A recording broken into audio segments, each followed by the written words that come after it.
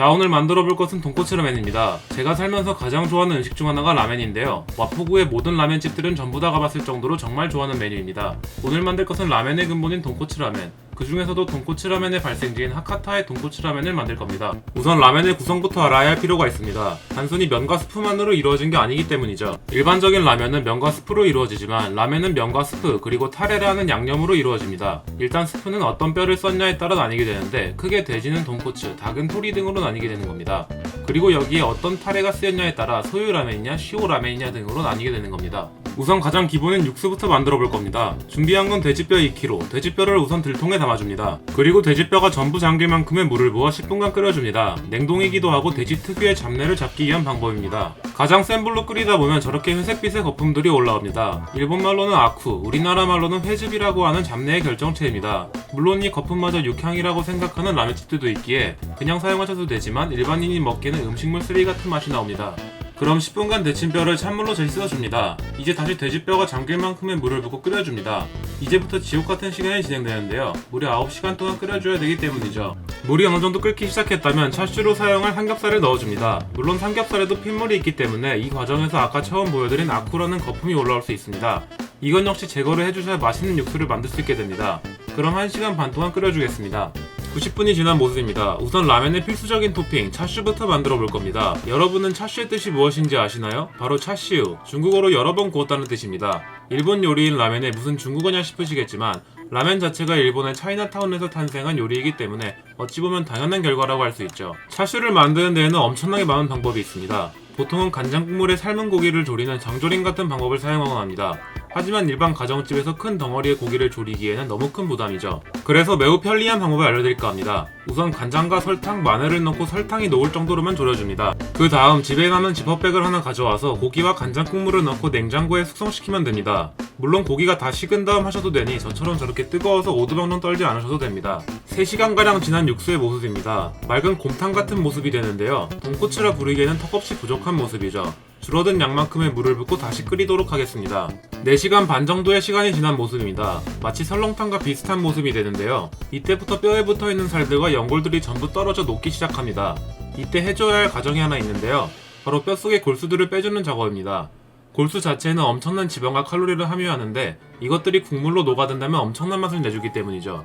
6시간가량의 시간이 지났습니다. 이때부터 우유에 가까운 모습을 띠게 됩니다. 지금부터가 가장 중요한 타이밍인데요. 15분 간격으로 계속 저어줘야 하기 때문입니다. 고기나 뼈에 함유된 콜라겐은 오랜 시간 열을 가하면 젤라틴으로 변하게 됩니다. 그 젤라틴은 젤리를 만드는 데 사용되는 성분이죠. 그렇기에 주기적으로 저어주지 않는다면 밑바닥은 눌러붙은 젤라틴으로 타버리게 되는 것이죠. 마치 태워버린 카레처럼요. 그럼 약한 불로 끓이면 되는 거 아닌가요? 라고 생각하실 수 있습니다. 하지만 돈코츠 라면에서 가장 중요한 건 유화, 기름과 물을 섞어주는 방법입니다. 그렇기에 강한 불로 기름과 물이 분리되지 않도록 신경 써줘야 하는 거죠.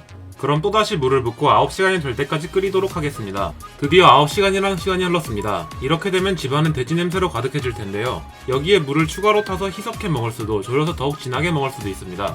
이제 체에 육수를 한번 걸러줄 겁니다. 그러면 이제 뼈와 부서진 살과 연골들이 남게 되는데 이 살들은 먹지 않는 걸 추천드립니다. 9시간이나 끓여 맛이 없는 것도 있지만 중요한 이유가 하나 더 있기 때문이죠. 이제 채를 하나 더 가져와 면보를 얹어 한 번 더 걸러줍니다. 이 과정을 통해 육수가 좀 더 부드러운 텍스처로 만들어질 수 있습니다.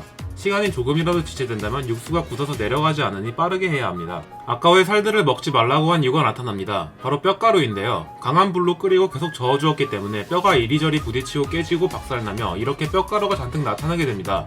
이 뼈가루를 제거해주는 게 육수의 질감에도 큰 영향을 주게 됩니다.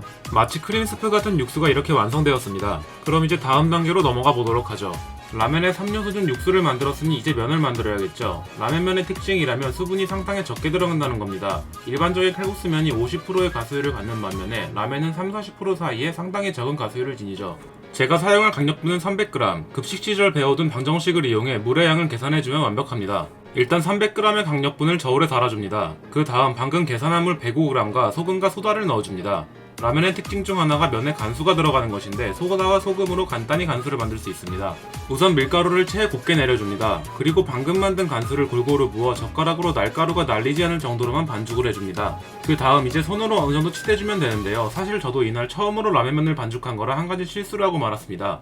수분이 적은 반죽은 3대 500 치는 전완근을 가진 게 아니라면 손으로는 반죽이 거의 불가능하다는 것이었습니다. 원래라면 겉면이 매끈매끈하게 나와야 하는데 논바닥처럼 갈라지는 반죽이 되어버렸습니다. 여러분은 힘들게 집에서 반죽하지 마시고 그냥 사드시길 바랍니다. 어느정도 반죽을 납작하게 핀 후 1시간 정도 숙성시켜 주도록 하겠습니다. 1시간 정도가 지나면 글루텐이 활성화되면 살짝 말랑말랑해지게 되는데요. 지금부터는 따로 반죽에 손을 대실 필요가 없습니다. 이제 제면기가 모든 것을 해줄 거거든요.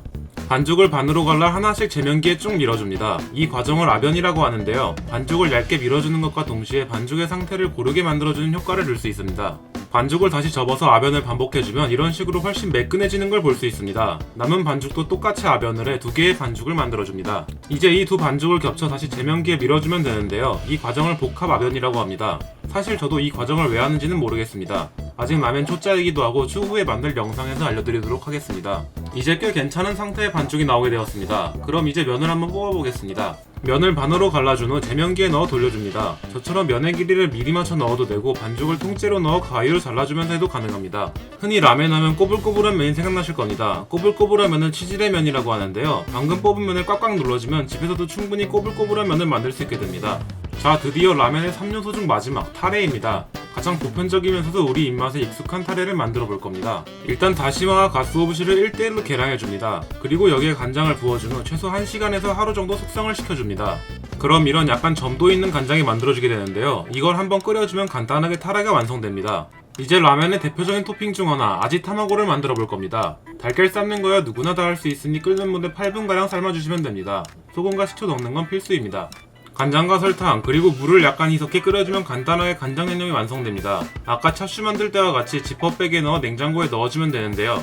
반드시 간장물을 식혀서 넣으시길 바랍니다. 전 기껏 반숙으로 잘 삶은 달걀을 뻑뻑한 맥반석 달걀로 만들어버리고 말았습니다. 거의 10시간에 걸친 준비가 끝이 났습니다. 이제 라멘에 올라갈 토핑들을 하나씩 준비해 볼 건데요. 첫 번째로 목이버섯입니다. 흔히 탕수육 먹을 때 보이는 검은 덩어리를 채 썰어 놓은 것인데요. 오독오독한 식감이 아주 별미인 식재료입니다. 간단히 물에 불려주기만 하면 끝. 다음은 만들어둔 차슈와 아지타마고입니다. 따로 굽지 않고 국물에 넣어 따뜻하게 먹을 것이니 아주 얇게 썰어주는 게 포인트입니다. 이제 면을 삶아줘야겠죠. 독특하게 라멘은 익히는 시간이 매우 짧은 게 특징입니다. 흔히 바리카타라에서 1분가량 삶아 딱딱하게 먹는 게 특징인데요. 뭐 이건 다 취향이니 여러분이 원하는 만큼 익혀 드시면 됩니다. 이제 준비한 재료들을 그릇에 담아볼 차례입니다. 이건 이번 라멘을 만들기 위해서 한 라멘 전용 그릇입니다. 일단 타레를 먼저 그릇의 바닥에 깔아줍니다. 그 다음 돈코츠 육수를 채워주면서 섞어주면 되는데요. 싱거울 경우 타레를 더 넣어주면 됩니다. 다음 방금 삶아둔 면을 넣고 젓가락으로 정리를 해줍시다. 굳이 안 해도 되지만 이쁘게 담기 위한 방법이니 누군가에게 잘 보이고 싶다면 해주시면 됩니다.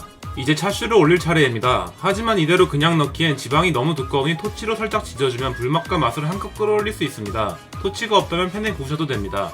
그 다음 목이버섯과 달걀, 팥까지 올려주면 이렇게 돈코츠 라멘이 완성되었습니다. 이렇게 육수만 10시간 걸리는 돈코츠 라멘을 만들어 보았습니다. 맛부터 설명드리자면 처음 만들어본 돈코츠 라멘치고 어지간한 라멘집들보다 맛이 좋아서 매우 놀랐는데요. 아쉬운 점이라면 타레만으로 간을 하기에는 국물이 너무 시커매진다는 것이었습니다. 소금을 추가로 넣어 염도를 높여 사용하면 훨씬 괜찮은 비주얼이 나오지 않을까 싶습니다. 이번 돈코츠는 9시간 정도 끓여서 매우 꾸덕하고 진득한 맛을 내보았는데요. 아마 라멘을 자주 접하지 않은 분들이라면 굉장히 부담스러운 맛일 겁니다. 그런 경우엔 6시간 정도로 시간을 줄이거나 골수를 빼는 작업을 생략해 마치 돼지국밥 같은 느낌으로 만들어 보시면 좋을 것 같습니다. 그리고 2kg의 뼈를 사용해 대략 3인분 정도가 나오는데 아무리 생각해도 집에서 하기엔 정말 비효율적인 음식인 것 같습니다. 만약 여러분의 어머님이 곰국을 한가득 끓여 놓으신다면 군말 없이 먹으시길 바랍니다.